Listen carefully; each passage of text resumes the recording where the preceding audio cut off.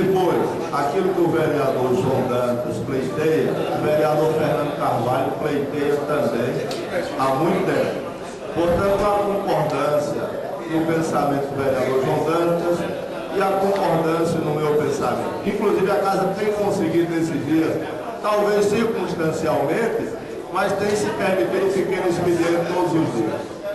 O que o vereador Olímpio Oliveira pediu é aquilo que deve ser o comportamento de todo líder, ouvir todos os seus liderados. Ele não conseguiu ainda captar a resposta de todos. Particularmente, ele já tem a linha de que é favorável a que se abra a sessão, leia-se o expediente, vá para o pequeno expediente e às 10 horas da manhã nós possamos atuar os requerimentos. Ele já tem minha palavra, já tem o meu apoio. Agora, como líder e prudente que é, eu imagino que ele deva querer ouvir os demais que ainda não se definiram.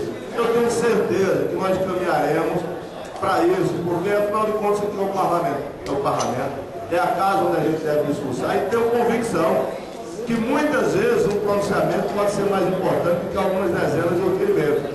Mas é preciso que haja a ponderação, o equilíbrio, e o vereador Olímpio Oliveira tem se portado dessa forma em todos os momentos dessa casa. Eu acredito que logo nós vamos superar essa fase e vamos avançar para o bom debate no parlamento. Obrigado, senhor presidente.